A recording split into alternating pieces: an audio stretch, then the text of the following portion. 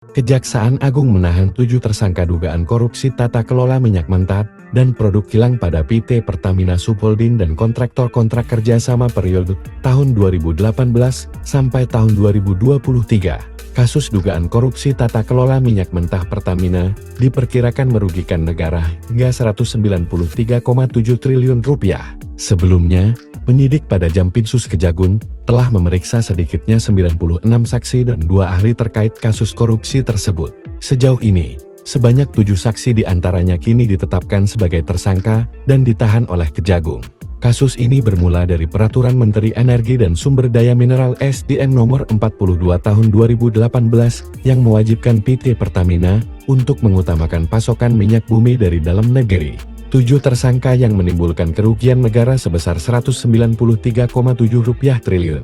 Salah satunya adalah bos besar di jajaran Pertamina yakni Rifa Siahaan selaku Direktur Utama PT Pertamina Patraniaga.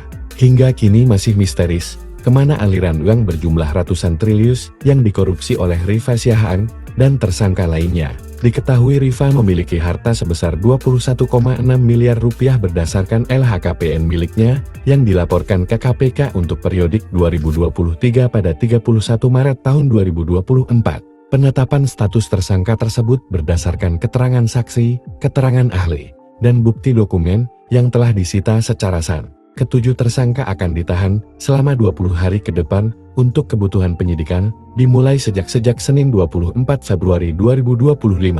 Diketahui Rifa Siahaan melakukan pengondisian dalam rapat optimalisasi hilir yang dijadikan dasar untuk menurunkan produksi kilang.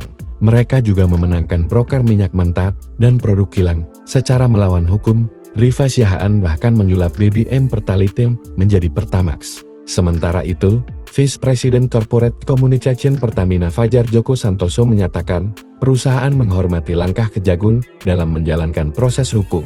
Pertamina juga siap bekerja sama dengan aparat berwenang untuk membantu proses hukum agar berjalan lancar dengan tetap mengedepankan asas praduga tak bersalah.